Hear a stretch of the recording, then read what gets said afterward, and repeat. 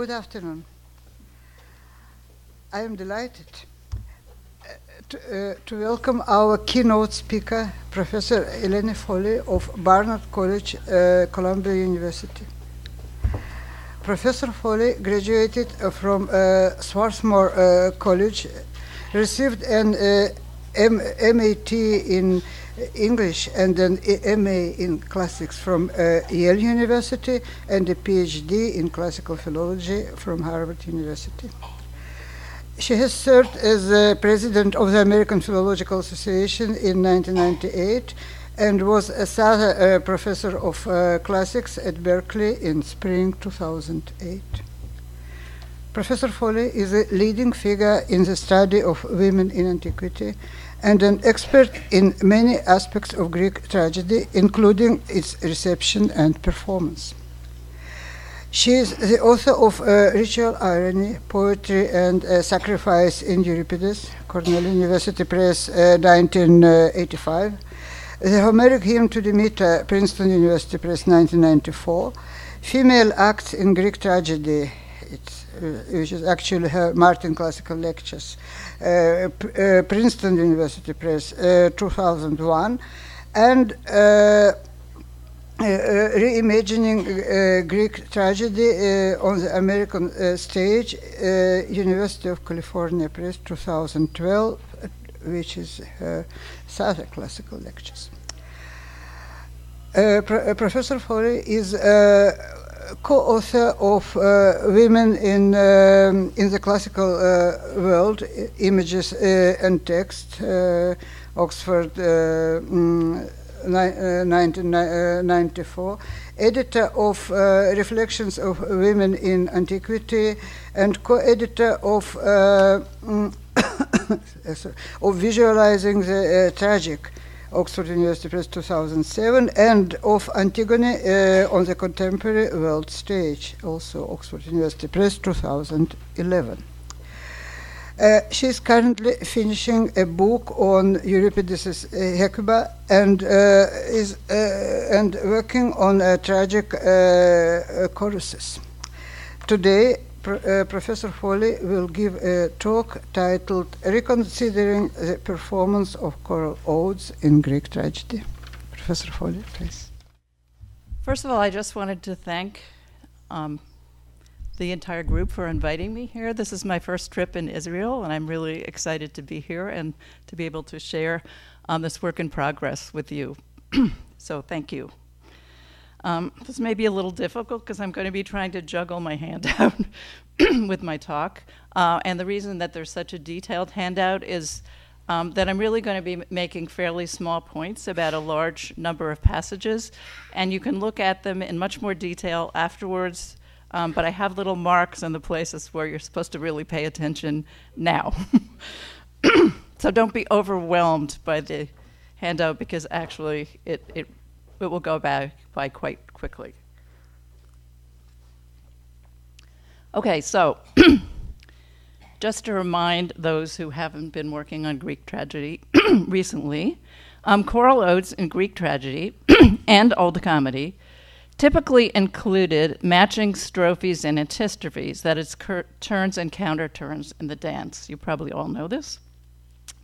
Each unique strophic pair shared the same meter, which we can more or less reconstruct, and very probably the same music. That although we know at least something about ancient Greek music, our musical fragments only include a few from Greek tragedy. We know very little about the performance of tragic dance, and whether strophes and antistrophes shared the same choreography cannot, I think, be demonstrated, given lack of evidence. In a chapter of his book, Tragedy in Athens, entitled The Mimetic Action of the Chorus, however, David Wiles bravely argued that by examining the relation between choral strophes and antistrophes in tragic odes, he can reconstruct a possible connection between them whose meaning would have been enhanced by identical dance movements, even in apparently resistant cases. And by resistant cases, you'll see what I mean is pairs where there isn't any verbal evidence that we can really make an obvious connection that could be related to dance. Wilde's arguments about possible choreography are, in my view, entirely speculative. Yet the questions that his provocative chapter raises continue, in my view, to be worth thinking about further. Identifying possible specific connections between strophe and antistrophe that could invite being performed, even if we cannot reconstruct ancient dance figures specifically, is important because it can, in my view, enrich our attempt to reconstruct the meaning of the odes, which clearly depended so strongly in the original context on performance. This paper is very much a work in process that explores how we might go about making some progress on the question of how dance might have underlined or enriched meaning in the choral odes of Greek tragedy, mostly. There'll be one comic passage. I'm going to begin by examining strophic pairs that are marked by, and now you should turn to handout page 1, number 1. Passages that are marked, by a repeated, sometimes mimetic image that I think invites shared choreography that could significantly enhance choral meaning. So my first example, handout 1.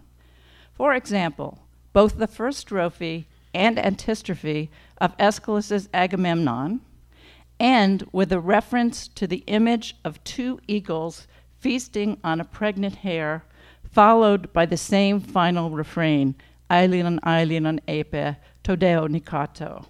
Okay, and you can look at that in more detail later, but I can assure you that the eagles and the pregnant hare are there in both cases. Plutarch's Table Talk, which I will discuss in more detail shortly, suggests that choral schemata, meaning dance figures or poses, could include representational positions to which dance movements, he calls forai, led, and with which they concluded, as they seem plausibly to have done, I'm arguing, in this particular case. As Plutarch puts it, in culminating representational positions or pauses that he calls schemata, dances, now I'm quoting Plutarch, dancers compose their body in the attitude of Apollo or Pan or a Bacchant, and then retain that aspect like figures in a picture, end quote. The verbal and metrical echo at the conclusion of this strophic pair that you just looked at, I think, is pretty obvious. We have the same image and the same refrain. But if this echo were performed choreographically, and in some sense mimetically, the whole choral ode would have pointedly established from the first sung moment a visual focus on an image representative of a terrible sacrifice of innocence that anticipates the horrific sacrifice of Iphigenia that enabled the Greek voyage to Troy, to which this very, very long choral parados, or opening choral ode, actually leads. Okay, and you'll notice the word thuomanoisin emphasizing the sacrificial motif in line 136. Similarly, the second strophe and antistrophe of the first stasimone, by which I mean act dividing ode, of Agamemnon, this is handout number 2, are linked by an image at lines 407 to 8 and 424 to 6 of a figure that eludes the grasp of those who desire it. And I underline there this particular figure with the verbal similarities between the two parts, as well as the image babake, and babaken being repeated. So you see that there's a verbal matching as well as an image matching going on there. In the strophe, this elusive figure is embodied in Helen. Helen's departure for Troy leaves destruction behind, both destruction for the Greek armies pursuing her and destruction instead of a dowry, antiphronon ilioi thoron in 406, that she brought to Troy. Helen haunts the house of Menelaus in this strophe with its phasma or phantom, line 415, that rules the house through the desire for the one beyond the sea and through its eyeless statues that lack erotic charm or charis. And again, you can read this more later if you want to just see how it's all put together. This image of Helen is exactly matched in the antistrophe by dream images producing mourning that bring empty delight. Karin Metayan in 422, which is another oxymoronic phrase. But the image of elusive figures shared by the strophic pair then expands in the antistrophe to haunt not just the house of Menelaus, as in the strophe, but the larger group of houses pervaded by sorrow at receiving funerary urns and ashes instead of the men that have died in the Trojan War. Here, the repeated image of a figure who escapes the grasp that leads to loss, paralysis, anger, or revenge, although in this case it occurs earlier than the concluding point of the strophic pair, as in my first example, could be embodied in a dance figure that serves as a powerfully visualized transition point and link between sorrows pervading the royal house and those of the city that occurs, as Judith Fletcher has shown in a lengthy article, in the ode as a whole. that also moves, that is the whole ode, moves from house to city. In sum, if marked by dance, this elusive, destructive, and pivotal figure that eludes the grasp could serve to unify the structure of the stasimone as a whole in performance. Now, if you could turn to passage 3.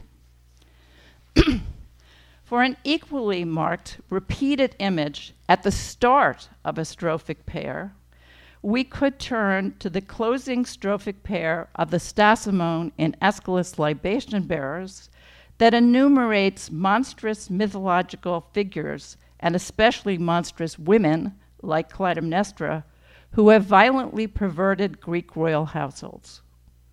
Both the strophe and the antistrophe, and this is the last one in the ode, begin with a reference to a sword that perverts justice or decay in the strophe and will be wielded to restore justice by implication through Orestes' vengeance for his father, Agamemnon, in the antistrophe. And in this case, and it may not be relevant given our evidence on ancient dance, it is interesting that Hesychius tells us, when he's talking about existing dance figures, that there was a figure called the xiphismos, or sword figure, and we know what happened in it, which is that the dancers raised their arms straight into the air.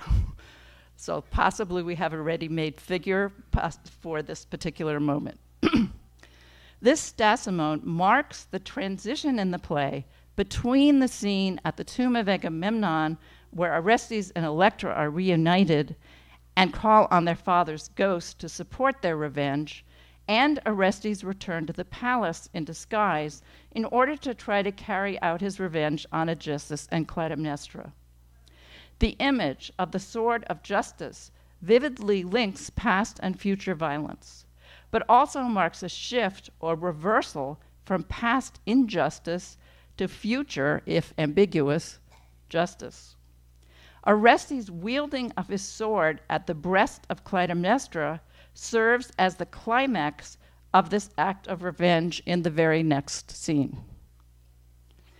If, as ancient sources suggest, the chorus in tragedy did reverse direction from strophe to antistrophe, with a move to the right followed by a move to the left, reversal in movement could also, as in this case, not only expand on the movement of repetitions in dance, but underscore or qualify such a partial reversal in meaning from injustice to justice.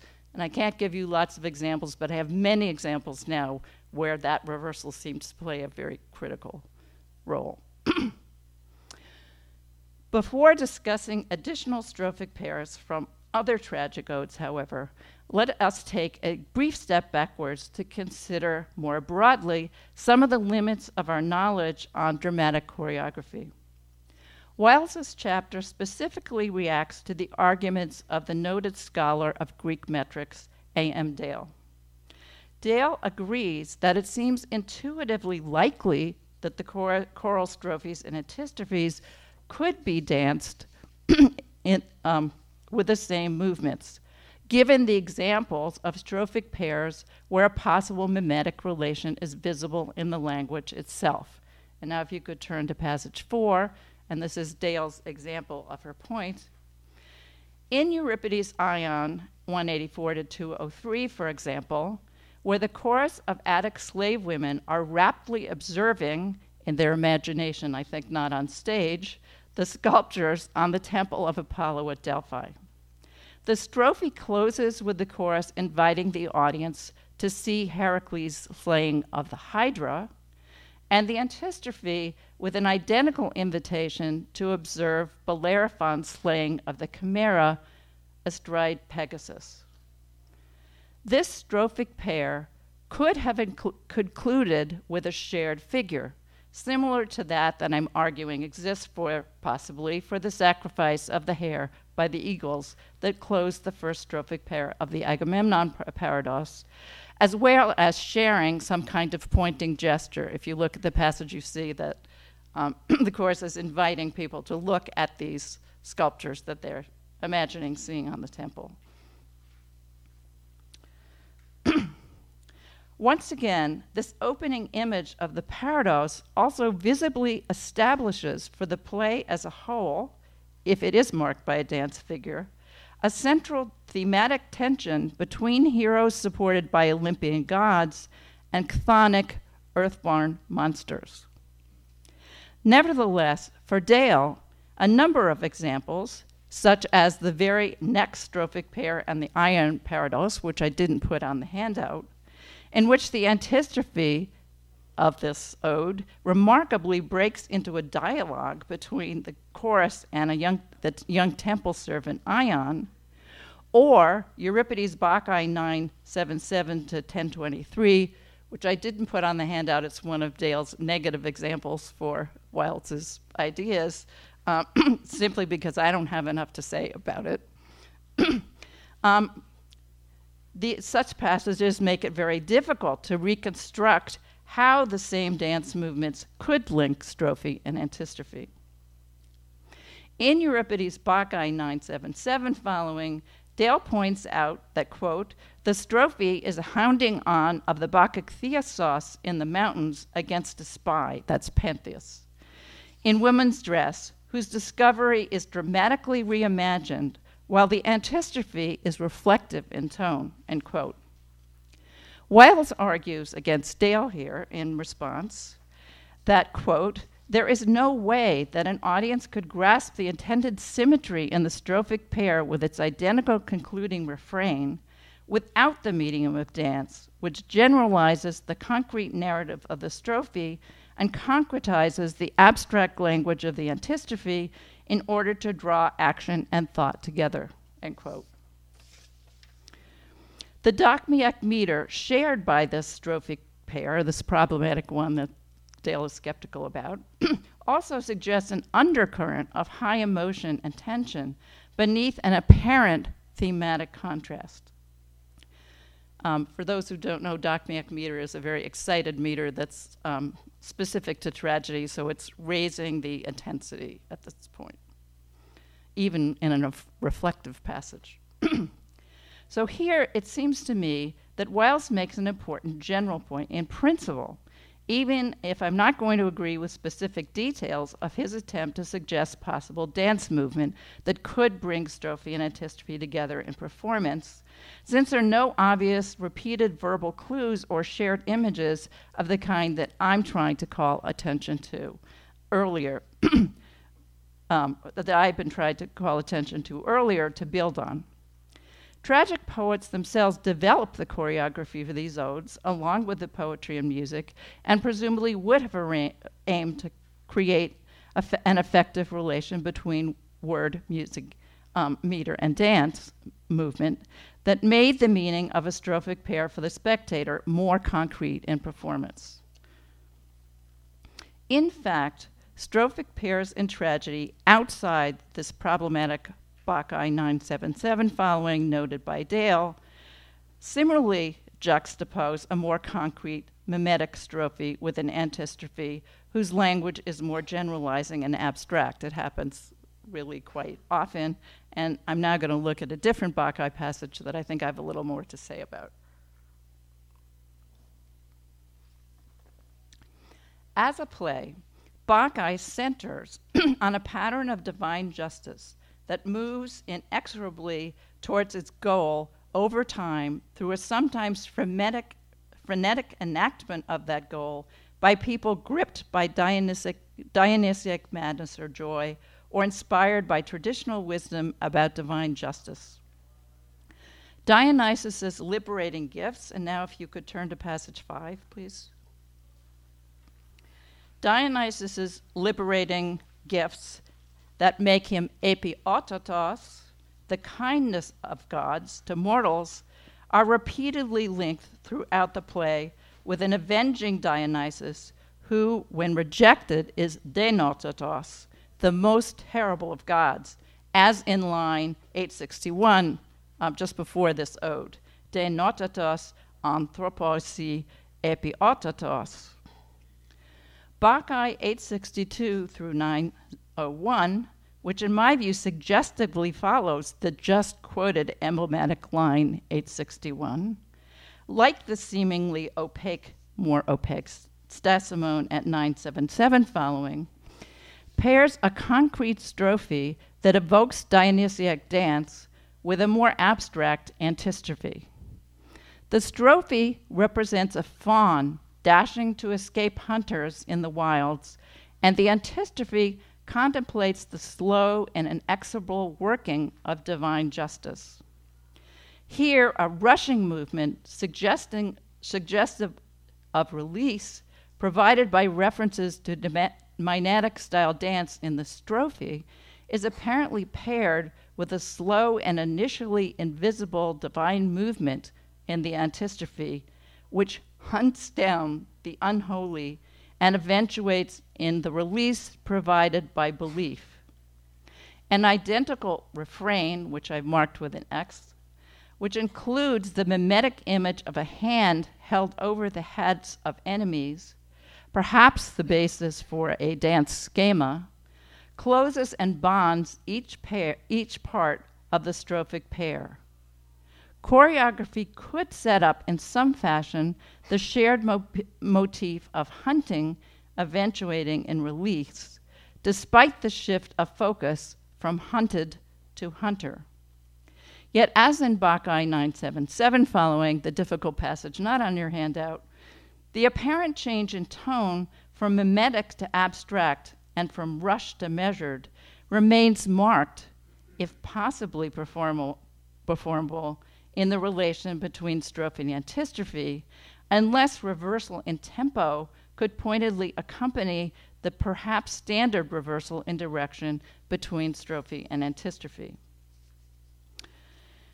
The odes of Bacchae, which offer constant reference to movement and music associated with Dionysiac ritual, makes the mystery of the unity of the beneficent and terrible epiotatos and denotatos, and the liberating and avenging sides of the gods, constantly visible through language and meter.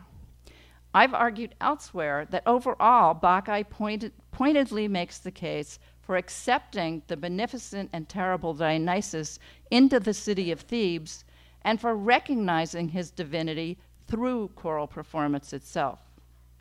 Given the shape of the whole play, then, I think Wells is right, even if I doubt the details of his specific analysis of possible choreography for the later Stasimone at 977 following, that choral dance, as well as music and meter, would probably have linked different and opposing aspects of the god through the bodies of the chorus, even though the words alone can make it very difficult in passages like 977 following, and in many other cases, to envision how the span might have worked in the choreography. Moreover, the identical refrains that occur in both of these Bacchae odes seem to make this argument more likely. Although Deo convincingly raises questions about how dance could link abstractions with mimetic images in such strophic pairs, I think choreography, and now if you could turn to passage 6, please. I think choreography, even mimetic movement, could have served to link and enhance more abstract ideas visualized in strophic pairs. For example, in the first strophe and antistrophe of the so-called Hymn to Zeus, back in the Paradox of Agamemnon again, lines 165 to 174 embed a series of 5 dactyls in a series of metrical leucothea. In other words, the whole strophe is this meter leucotheon, which I'm not going to go into because I want to focus on those dactyls that suddenly pop up in the middle there. William Scott and Charles Sciasson have argued that the iambotrochaic leucotheon becomes associated with Zeus's justice throughout the whole Orestean trilogy. Each single, more metrically liberating dactylic line in this strophic pair refers to Zeus at its opening, plain Dios in strophe and Sena in the antistrophe. Although line 165 refers to throwing off a mental burden through Zeus, and 174 to performing a victory ode for Zeus that will hit a target, the same choreographical gesture, a concluding figure perhaps hinted at in the word balein, or throw, in 166, could profoundly underline the climactic solution to a choral struggle involving comparison and weighing of choices about understanding Zeus's divinity central to the strophic pair as a whole. Moreover, and now if you could turn to passage 6a, which is later in the Agamemnon, the anapestic lines that open the second stasimon of Agamemnon could re-evoke an image that links targeting and aiming in relation to Zeus through its references to Zeus Xenios turning his bow on Alexander, that is Paris, so that it is neither too high or too low. That's 362 to 66 is the Anapes. The beginning of the certainly dance first strophe, that comes right after, that immediately follows these recitative anapests, seems to echo and affirm the possibility that the chorus could visually answer its own earlier query about Zeus's justice through a gesture that the fall of Troy brings to realization. Quote, they can speak of the blow struck by Zeus that can readily be traced to its source. He did as he ordained, end quote. In this case, a marked earlier dance image could be repeated and reinterpreted to underline the question of divine justice central to the whole trilogy later in the play, in the same way that the meter of the Leucotheon does a similar thing on the musical level. Wiles's chapter confronts some of the most difficult choral passages for his case. I have so far been proposing instead to explore these questions through passages where images, sounds, words, and meter can offer more obvious clues, not about specific choreography, but about points where the enactment of links between strophic pairs through dance movement could have enhanced the meaning of the ode. By way of background, despite hopelessly limited evidence, a number of sources suggest that Greek dance could often be mimetic in a wide and not necessarily literal range of ways. Aristotle's Poetics, for example, says that the employment of dance rhythms embodied in gesture imitates ethe, or character, pathe, or emotions, and praxes, actions. There's a hard to figure out exactly what that would mean and necessarily in terms of dance movements. More generally, Plutarch's Table Talk begins with a discussion of boys performing the Pyrrhic dance, a form of dance that was already familiar in classical Athens, and that very possibly, that is this passage, refers more generally to dance movement practiced in classical drama, rather than pantomime alone, as in many later Greek sources on dance. Plutarch develops an argument by a so-called Ammonius, who was at the time head of Plato's Academy, about the superiority of dance practices in the distant past to contemporary ones because they linked word and movement. So I think Plutarch is talking about earlier dance, not just pantomime here. As noted earlier, he states with frustrating lack of specificity that choral dance included movements he calls phori, which maybe means something like phrases, that culminate in representational positions, poses, or pauses that he calls schemata, quote, and then I'm repeating this passage, in which dancers compose their bodies in the attitude of Apollo or Pan or Bacchant, and then retain that aspect like figures in a picture, end quote. Many anecdotes about earlier tragedians, including Aeschylus, emphasize their inventive use of multiple and sometimes mimetic dance schemata. We have lots of those choices, and that's clearly the word for dance figure, I think. Nevertheless, the term schema may also have been used, as Greek dance historian Lillian Lawler has argued more generally, to describe dance gestures, figures, poses, or movements. The third central element in dance identified by Plutarch in Table Talk is deixis. And what he seems to mean by deixis here is a non-mimetic pointing out or drawing attention to an object within real or imaginary sight. A gesture parallel, in his view, to naming in the language of poetry, and not necessarily limited to describing a dance figure.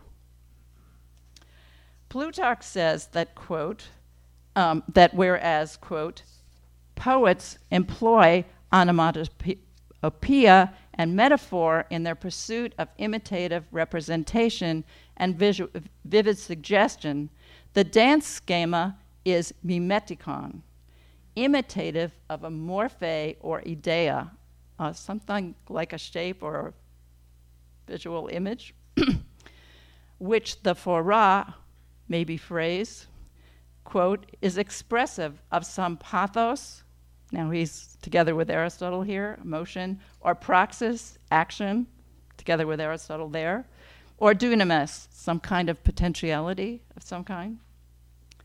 None of our evidence, including this, the cryptic list of dance schemata named in Pollux and references in other sources like Lucian, can give us a repertory, a specific movement, or establish a way in which the probably more restrained choral dance in tragedy differed from that in comedy, satyr play, solo dance, or other non-dramatic choral dance. Nevertheless, the passages that I've already cited make it seem plausible, I hope, that repeated schemata, such as we may have seen in Agamemnon, or libation bearers or Ion, could in some cases link strophic pairs. The Ion passage, since it also asks the spectators to look at the sculptures that the chorus claims to be observing, would, would probably or even exclusively rely on deictic gestures as well, at Plutarch's third mode that deixis. Nevertheless, I'm also proposing that a dance schema of the kind described by Plutarch may well have occurred at the conclusion or beginning of a strophic pair, as in the Agamemnon passage number 1, okay, and libation bearers, as in passage number 3, or at another point in a strophic pair, as in passage 2, where the central gesture in this last case might better be described as representing or including what Plutarch called a fora, since it involves an action still in some way pictorial, or what we might call a sort of rhythmic transfer rather than holding of a pose. Tragedy, however, along with its odes, is rarely meta-theatrical.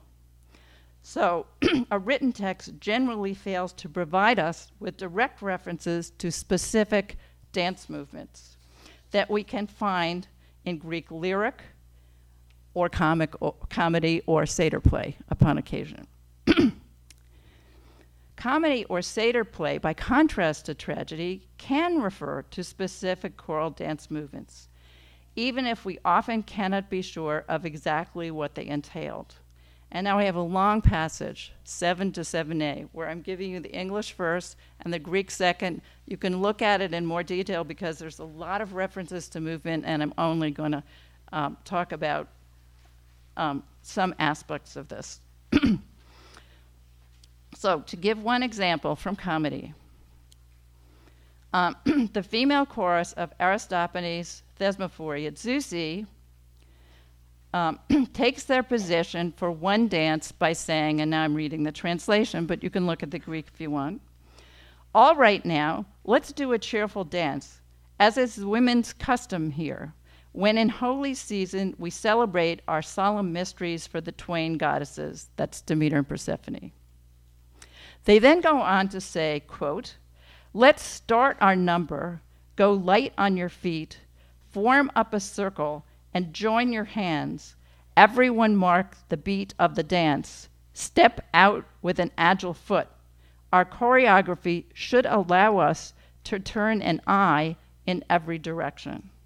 In other words, they're proposing to perform a circular dance movement here.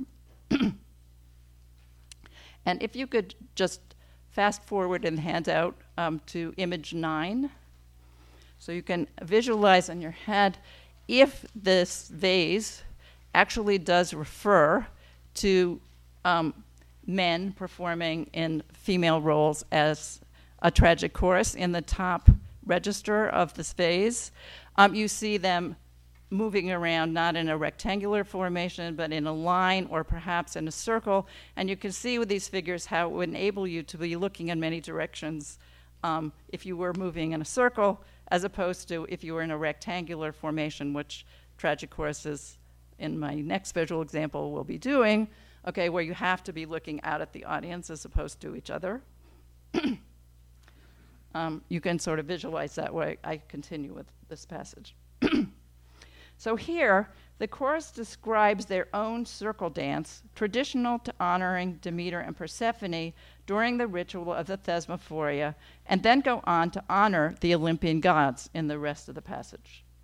They refer pointedly, if you look at the whole passage, to their rhythm, to the movement of their hands and feet, their exchange of glances, and later to points where they halt their steps, and then they shift into double time, to leaps and whirling motions. And you can look at this passage at greater length later and see that all these things happen. The circular dance probably deliberately represents, and now if you could turn to passage 8, and you can go back to 7 later if you want. Give you a second to get there.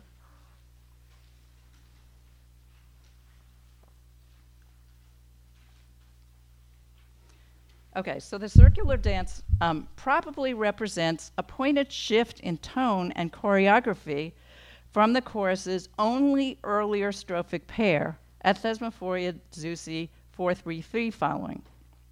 This earlier strophic pair first praised a female speaker whom the chorus had just heard castigating Euripides for his misogyny, and then castigated the speech of Euripides' disguised relative who had revealed damaging secrets about women.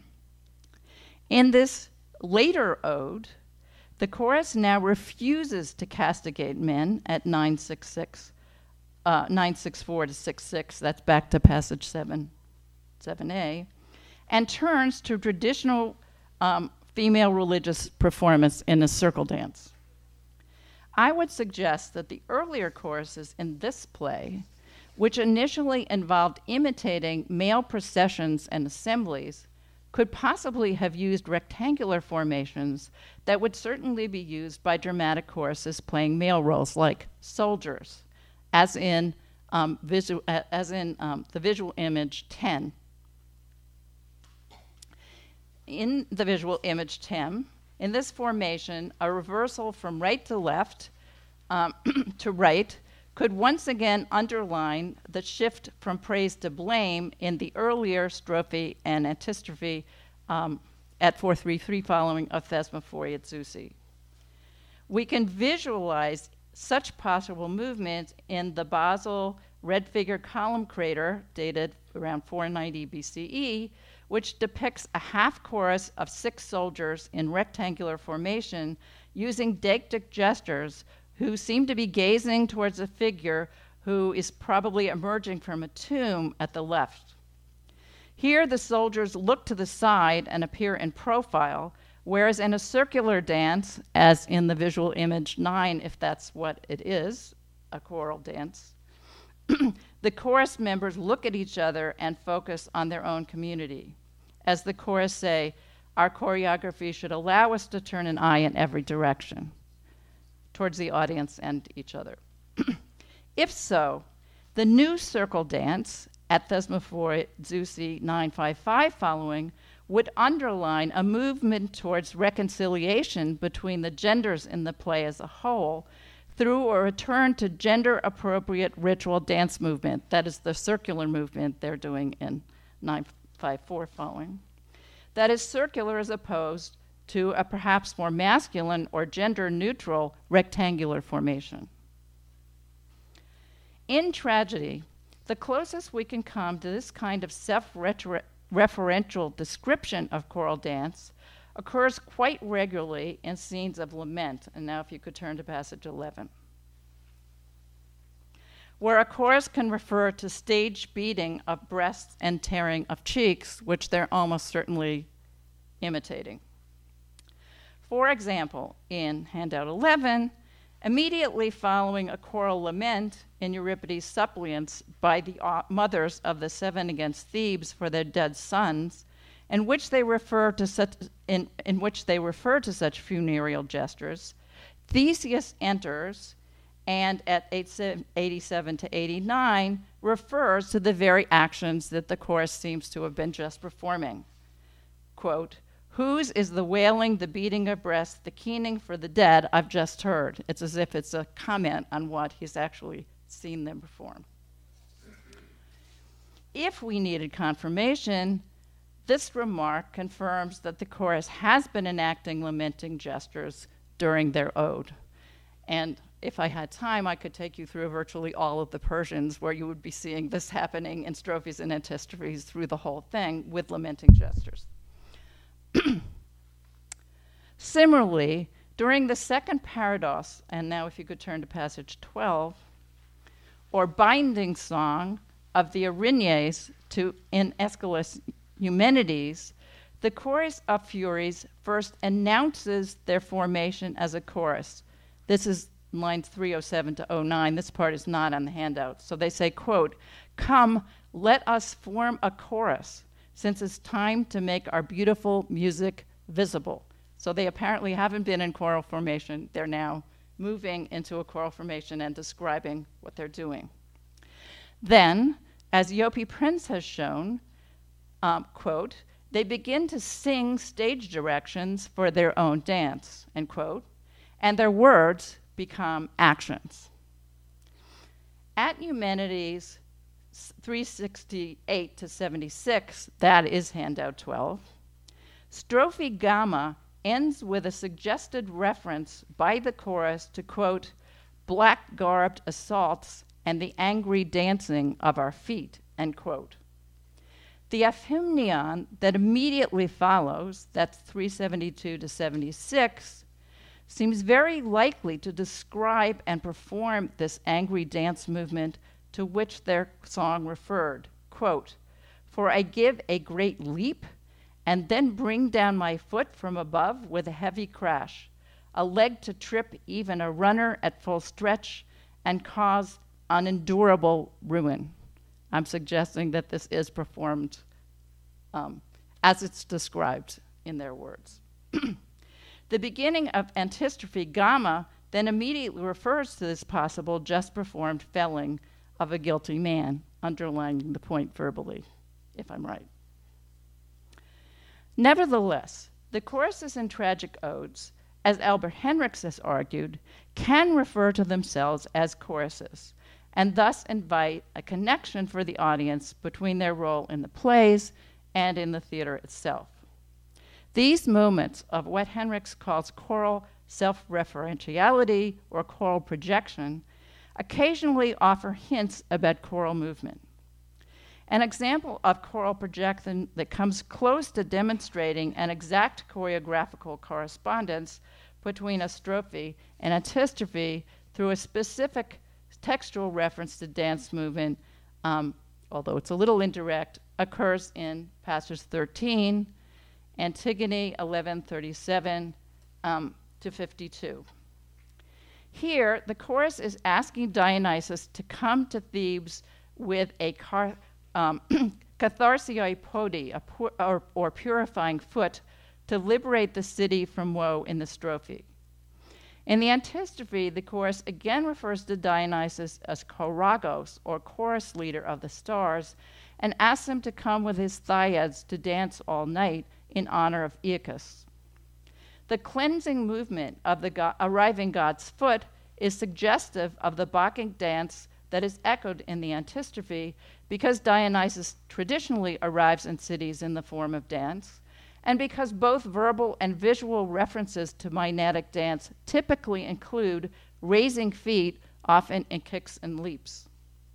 Here, the language of the odes comes about as close as possible in tragedy to inviting a specific dance movement that conveys virtually the same meaning in the words and meter of both strophe and antistrophe.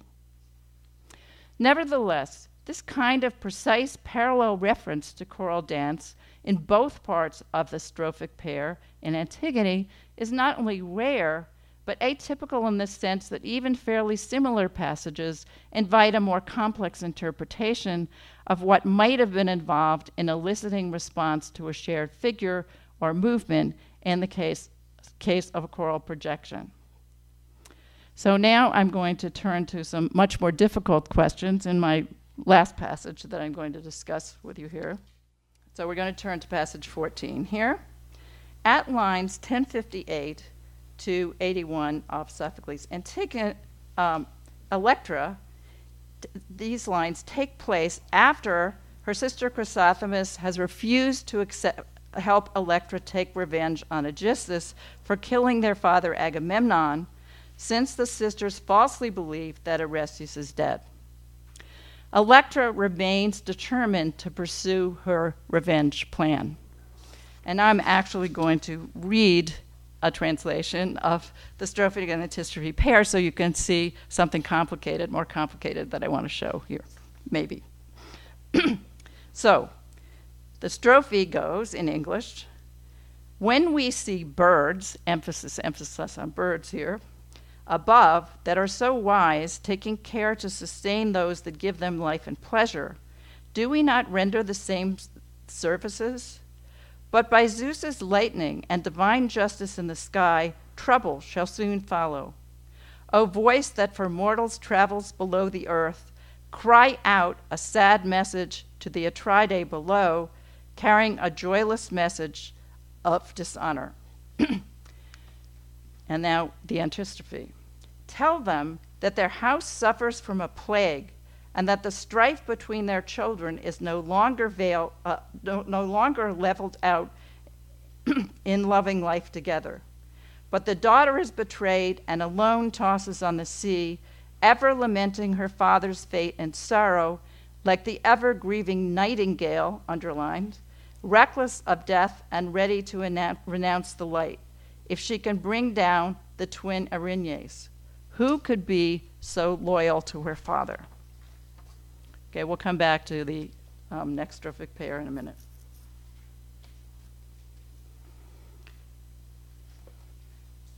Okay. In response to this division between the sisters, the choral strophe begins by asking why humans do not follow birds in caring for those who gave them life and pleasure. But by Zeus's lightning and Themis, such presumably unfilial people, they assert, will soon suffer. The chorus then asks a phonic voice to cry out a pitiful message of dishonor to the Atridae below that cannot be danced. The antistrophe then addresses those below, okay, deictically speaking in both cases, about the strife between the two children in a sick household. Agamemnon's daughter is left lamenting and groaning for her father like the ever-greeting nightingale, another bird, ready to die to bring down the two Erinyes. Who could be so devoted to her father, they ask. Once again, the antistrophe both echoes and critically reverses the strophe. Both begin with humans disrupting natural bonds in a family that are, by contrast, respected by birds in the natural world. The optimistic assertion concerning divine justice in the strophe responds to Electra's beleaguered determination to act in the antistrophe. And remember, practice and character can be part of what's expressed in dance movement. The unmusical cry to the Atridae at the bottom of the strophe in the world below to undo injustice is met with the lament of Electra in the antistrophe. And lament is often described as unmusical in tragedy. The last line of the antistrophe, which echoes the opening question of the strophe about familial disunion by answering it with another question, reasserts Electra as a paradigmatic example of the devotion to father that was threatened in the bird image at the opening. Here the song seems to have come full circle, as the opening image of the filial birds responds to that of the heroine represented as a nightingale at the end of the antistrophe. So I'm asking, because I've only shown you things where there are parallel matches up to now, could a deictic gesture to those below link the end of the strophe to the beginning of the antistrophe? If so, matching movements could perhaps be underlined by dance moves and sound in various ways in the case of different choral stasima. In other words, the match might come at the beginning, the end of one, beginning of the next, or the beginning of the whole thing, the end of the strophe, and not be exactly the same dance movement, exactly, in a parallel sense. So if you turn now to the last page of the handout,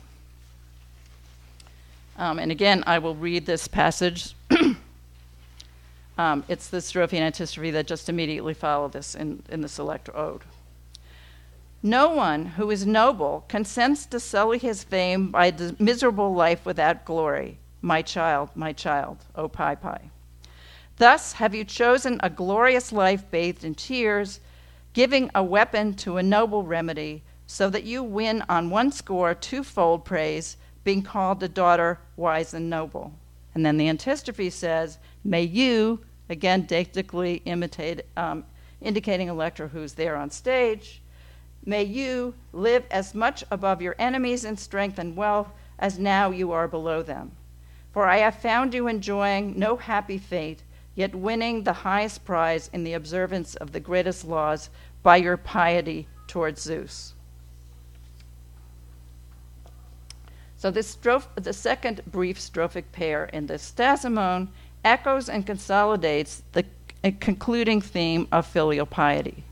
Both open with a deictic address to Electra. The chorus offer her a general observation about noble mortals unwilling to sully their eucleia with an inglorious life that is matched by a hope that Electra will surpass her enemies in glory and wealth.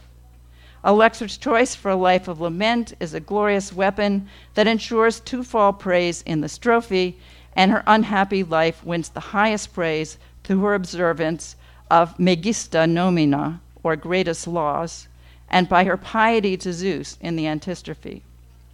Here, the symmetrical parallels between strophe and antistrophe, especially marked by an opening, presumably deictic address to Electra, are of the kind that I've been talking about earlier.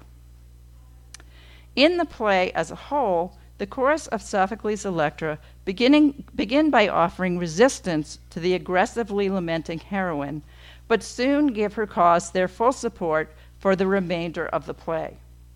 At this point in the action, the chorus must have very slim hopes that Electra can carry out her plans for revenge all by herself. Yet they respond to this slim hope and to the unfortunate familial division between the sisters that have occurred just before this ode by praising the rejected Electra as a paradigm of filial devotion despite her unnatural quarrel with her sister emphasized in Chrysosthemis' line just before the ode. Electra's plan is short-lived. Orestes, though not yet recognized, arrives, as you can see from the end of the ode, arrives at the conclusion of the Stasimone and will eventually bond with Electra.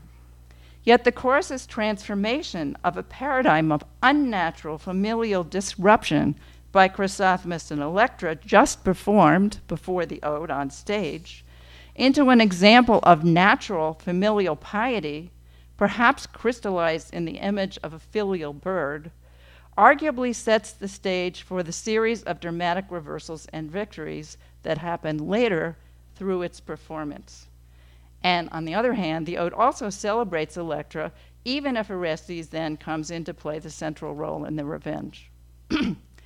The audience is asked to experience this transformation or reversal concretely through shifts in the corresponding elements of the strophic pairs. Moreover, the highly parallel structure of the second strophic pair strongly asserts this transformation by physically directing its song to Electra. So, in conclusion, I hope there haven't been too many passages here. I agree with David Wiles that choral dance could serve as a critical bonding element between strophic pairs, but I remain uncertain about whether exactly repeated dance movement would make sense in all cases, if I'm at all correct about what we saw in the first strophic pair of the passage from Sophocles' Electra. And I could give you more examples, but I won't.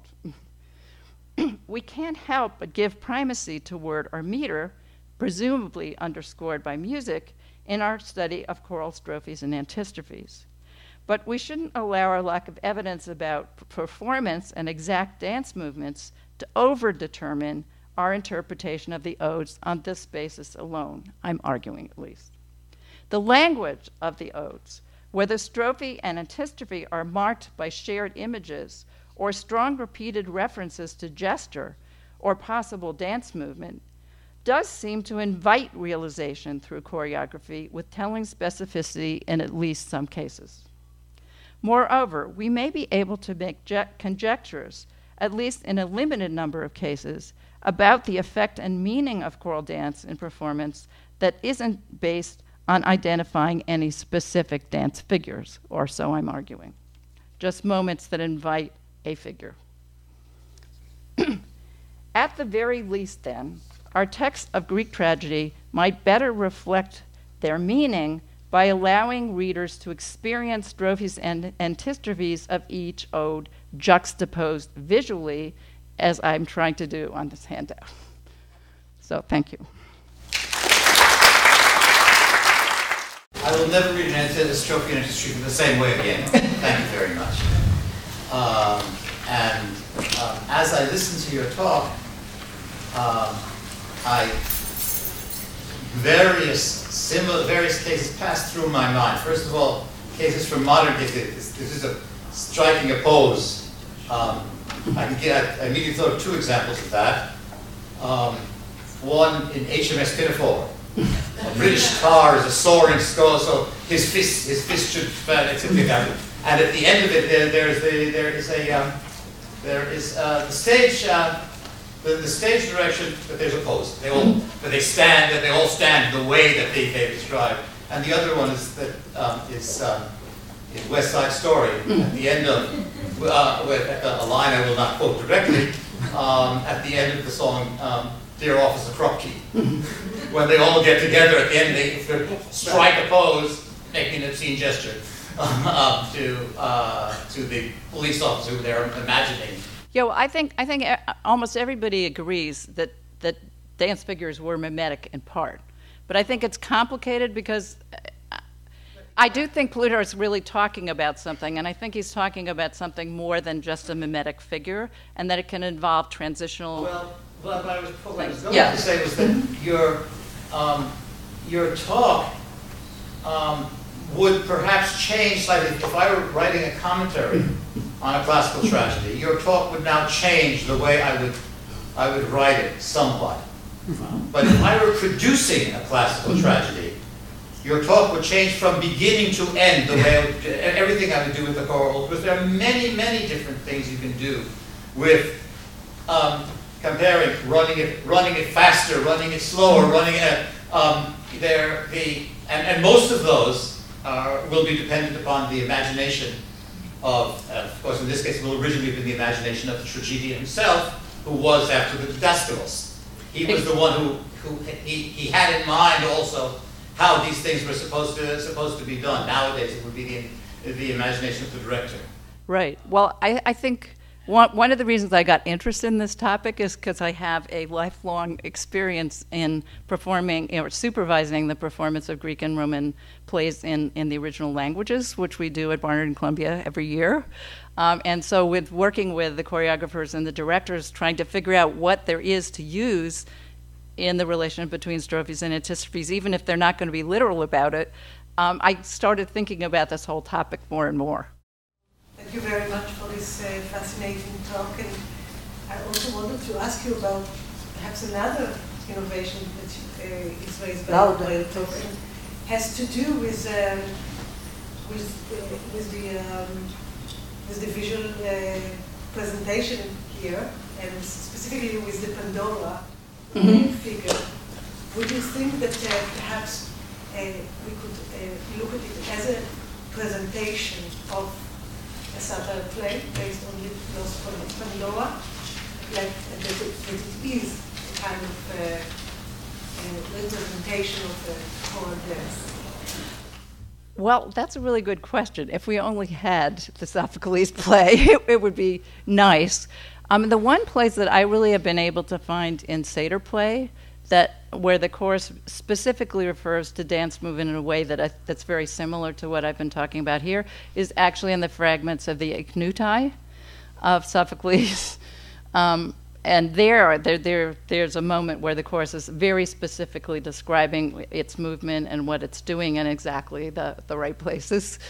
The Cyclops has frustrated me because the choral odes there are very short and they're very broken up in various ways, and it's really hard to see exactly how the dance movement would be working, except that it was very frenetic and had dance moves that we actually probably do know something about, because we have enough vases that actually show people in Seder costume doing certain movements like this and other things that almost certainly actually were probably used in Seder play choreography. And that might also be true. I mean, if I had more time to talk about it, I think that's one thing that's very useful about thinking more about the Bacchae, which I'm working on doing, simply because we do know quite a lot about what Maenadic dance figures actually look like, again, from vases. So we have certain visual ideas to work with, even if there wasn't a literal imitation of them, which isn't true really of a lot of other choral dance in tragedy. I think you've shown conclusively that the Attic Greek drama is not only opera but also a ballet. It's, those two parts are inseparable. About the mimetic, if the Greek thinks that the music is also mimetic, so it's a very broad understanding of mimetic. It mustn't be imitational but mimetic in various senses. I think their understanding of mimetic was a little bit different from ours, and many more things are allowed, I think, to be included in this. I think it's clear that, I mean, unfortunately, our sources on Greek dance, other than things that talk about pantomime, like Lucian and other late sources, which clearly aren't very relevant to, you know, classical dance, I don't think. In our very limited sources, I mean, I think we already see that both Aristotle and Plutarch really are talking about something more than just mimetic in a literal sense. And a short remark on this chiastic movement. Did you? I think that's it. Did you suggest a specific movement? Because somehow I saw it's well, I mean, not parallel, but something like that. It's. It depends. I mean, this is a big controversy I didn't want to get into, but there's in our very limited sources about formations of tragic dancers. It appears that there's several sources that describe the entrance of the chorus as if they're in a formation in a series of lines. Okay, so if it was 12 in the chorus, there would be, you know, 2 lines of 6. And then if it's the 15-person chorus, there would be 3 lines with the chorus leader in the middle. That's almost certain. So probably the choral entrance was in rectangular formation. And there's been a period in the scholarship where people were arguing that that's the only way that choruses dance, that they went over this way and then they turned back this way in the strophe and antistrophe.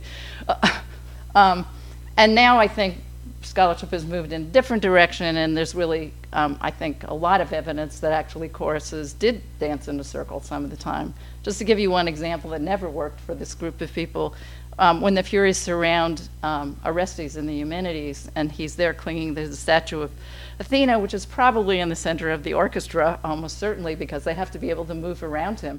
They're circling around him. And they talk about their circle dance in the other passage I gave you. So clearly, the Furies in that play are doing a lot of circling and dance. And there's a lot of other passages, and Eric Chapo has written a lot of great stuff on this, which suggests circular dancing too. Yeah. So in a circular dance, it would be that you would go direction this way, and then you would circle back in the other direction for the antistrophe. And the last one, does it only concern the drama? Meaning, what about choral odes in choral poetry, in Pindar, for example? Oh, why not? There definitely, I didn't give you any examples from lyric, but there are definitely lyric passages that refer to dance movements, especially ones that are supposed to be the hypochorema, which is a specific kind of dance movement that we actually know something about, where they actually talk about doing stuff with their feet and hands. So so clearly that was part of a lyric tradition, especially if the lyric were actually danced, for sure. But that's like way too big for me to get into at this stage. Please. Thank you very much for the very informative talk.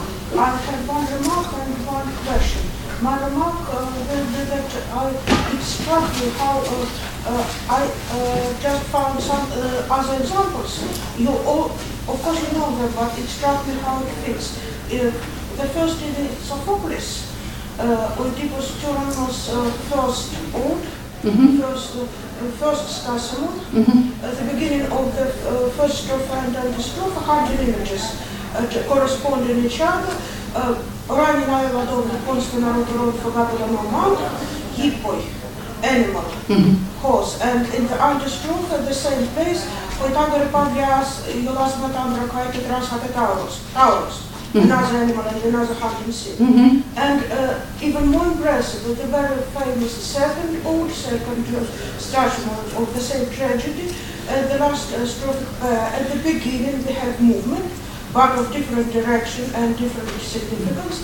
First we have impulse movement of some anonymous intruder, Eid Tisiperopta Hersen Evago Paravatai, Dicasavo Betas Uder, Haimanon Decibon. He doesn't respect any limits, and he intrudes sacred place. And at the antistrophe we have fierce movement of chorus, which can stop if we lose connection with our voice. Ord sitter man hittar en gasa på en fallos sekund. Och det about the novel and other subject places, another movement at the same place but in different direction and with a different purpose. And at the very end of the same where we have the most example for choral self-reference and the stroke. Today Maharali, quite by us. The name Yes. of Henry's book. Yeah, that Henry saw it. The corresponding it. I read it up here. Gods are leaving us. Go out. Because we are running out of time. So. I see. So and the question is how literally we should take movement self-references of chorus and for example of chorus leader and how it can affect our understanding of his role. For example, at the second chorus of Oedipus Colonos, we have chorus leader in chorus saying that he stops Creon. Thank you very much. I suggest we continue Can we take during the intermission, please. Well, I think what you're saying is that that we can think of a lot more examples to give, and I have. Thank you very much for your examples, and I have lots. I was just trying to give examples of the most obvious possible cases for the kind of links that might occur, and then yes, I think that there are many. I think the reason I'm on the right track is that I have a lot more examples, and you're just adding to my group. So thank you. But I can't answer the question about the chorus leader. I haven't gotten there yet. Thank you very much again, Professor Foley.